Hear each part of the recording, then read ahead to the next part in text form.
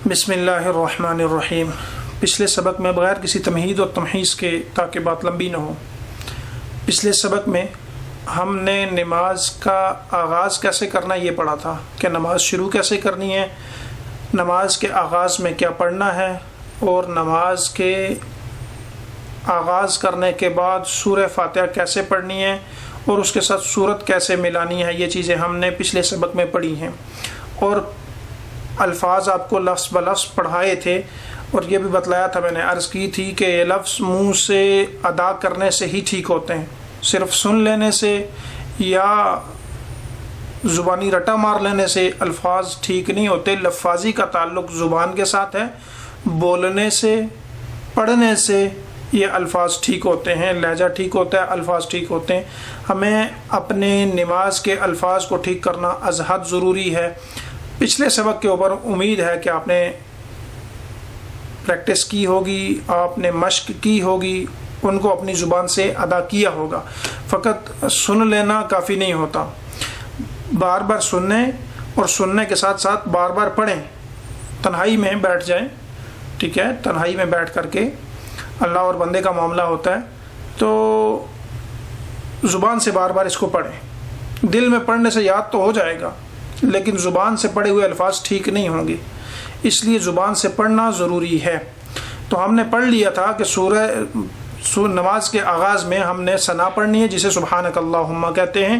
پھر اس کے بعد تعوذ اور تسمیہ پڑھنے کے بعد ہم نے سورہ فاتحہ پڑھنی ہے۔ سورہ فاتحہ پڑھنے کے بعد ہم نے سورہ اخلاص یا کوئی بھی قرآن کی سورت جو ہمیں یاد ہے، یا قرآن کا کوئی حصہ ہمیں یاد ہے، وہ پڑھنا ہے۔ اور اس کے بعد اللہ اکبر، آج ہم یہاں سے پڑھیں گے کہ رکوع میں کیسے جانا ہے۔ تو سورت پڑھنے کے بعد اللہ اکبر کہہ کر کے سیدھا آپ نے رکوع میں چلے جانا۔ اللہ اکبر کہتے ہوئے آپ نے رکوع میں جانا ہے۔ اللہ اکبر یہ کہہ کر کے رکوع میں چلے جانا ہے۔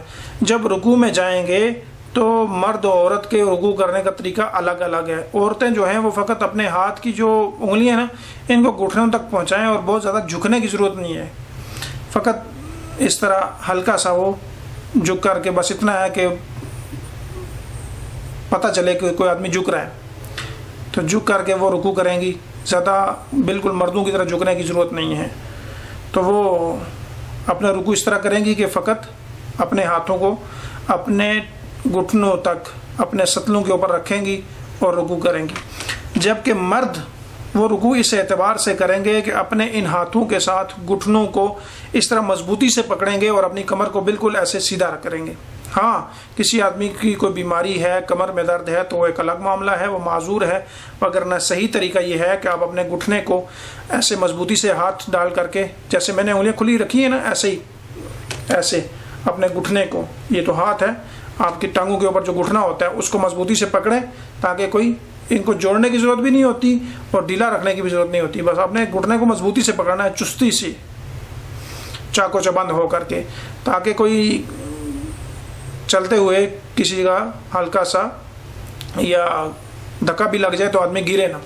تو مضبوطی سے پکڑنا ہے اور اوپر اپنی کمر کو بالکل سیدھا رکھنا ہے۔ پھر رکوع کے اندر مرد و عورت دونوں پڑھیں گے سبحان ربی العظیم 3 دفعہ، کم سے کم اس تسبیح کو 3 دفعہ پڑھنا ہے۔ سبحان ربی العظیم، یہ مسنون ہے، 1 دفعہ بھی پڑھ سکتے ہیں لیکن 3 دفعہ پڑھنا مسنون ہے، اس سے زیادہ بھی پڑھ سکتے ہیں۔ تو پڑھیں گے کیا؟ سبحان ربی العظیم، دوبارہ دہرا لیتے ہیں، سبحان ربی العظیم۔ سبحان ربی العظیم کہنے کے بعد آپ نے سیدھا 3 دفعہ کہنے کے بعد سیدھا کھڑے ہو جانا ہے، اور کھڑا اس اعتبار سے ہونا ہے کہ سمیع اللہ لمن حمدہ۔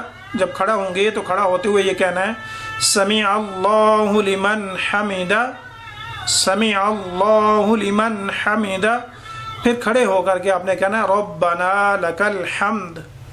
کیا کہنا ہے؟ مرد اور عورت دونوں کہیں گے ربنا لک الحمد، یہ کہہ کر کے اس کے بعد آپ نے سیدھا بالکل جب کھڑے ہوں گے سمیع اللہ لمن حمیدہ کے بعد، تو ربنا لکل حمد کہیں گے. ایسا نہیں ہے کہ رکوع سے سر اٹھایا اور ایک دم سے سیدھا سجدے میں چلا گیا, ایسا نہیں کرنا. اطمینان کے ساتھ کھڑا ہونا ہے, اور یہ کھڑا ہونا واجب ہے, صحیح پورا کھڑا ہونا واجب ہے. کھڑے ہو کر کے آپ نے ربنا لکل حمد کہنا ہے. اس کے بعد اللہ اکبر کہتے ہوئے سیدھا سجدے میں چلے جانا ہے. سجدے میں جاتے وقت آدمی بیمار نہ ہو, معذور نہ ہو, ٹانگوں میں کمر میں درد نہ ہو, تو پہلے اپنے گھٹنے زمین پہ رکھے, پھر اپنے دونوں ہاتھوں کو زمین پہ رکھے, اور جب سجدے میں چلا جائے تو سجدے میں جا کر کے سبحان ربی الاعلیٰ پڑھنا ہے. کیا پڑھنا ہے؟ سبحان ربی الاعلیٰ. دوبارہ دہرا لیتے ہیں, سبحان ربی الاعلیٰ. 3 دفعہ اس لفظ کو پڑھنا ہے. اس تسبیح کو اپنے سجدے کے اندر 3 دفعہ پڑھنا ہے, سبحان ربی الاعلیٰ. اور یہ تسبیح سجدے میں 1 دفعہ بھی پڑھنی ہے. جب پہلا سجدہ کریں گے پھر اللہ اکبر کہہ کر کے اٹھ کے تسلی سے بیٹھیں گے, اطمینان کے ساتھ بیٹھ کر کے, پھر اللہ اکبر کہہ کر کے دوبارہ سجدے میں جائیں گے. وہاں سجدے میں دوبارہ اطمینان کے ساتھ پھر آپ نے 3 دفعہ اس تسبیح کو پڑھنا ہے, سبحان ربی الاعلیٰ, سبحان ربی الاعلیٰ, سبحان ربی الاعلیٰ. 3 دفعہ آپ نے وہاں بھی اس کو پڑھنا ہے. انشاءاللہ اگلے سبق میں ہم تحیات یاد کریں گے, تشہد یاد کریں گے, لیکن آج جو ہم نے پڑھا ہے اس کو آپ نے اپنی زبان کے ساتھ ادا کرنا ہے, زبان سے پریکٹس کرنی ہے, مشق کرنی ہے. زبان سے پڑھیں گے تو پڑھتے ہوئے الفاظ ٹھیک ہوں گے. اگر الفاظ زبان سے نہیں ادا کریں گے تو الفاظ کا ٹھیک ہونا, لفاظی کا ٹھیک ہونا یہ ذرا مشکل ہے, بلکہ ناممکن ہے. تو لہٰذا اپنے الفاظ کو ٹھیک کرنے کی کوشش کریں. اللہ تعالی ہمیں اپنی نمازوں کو صحیح کرنے کی, ٹھیک کرنے کی اور اطمینان اور سکون کے ساتھ پڑھنے کی توفیق نصیب فرمائے. جزاکم اللہ خیر.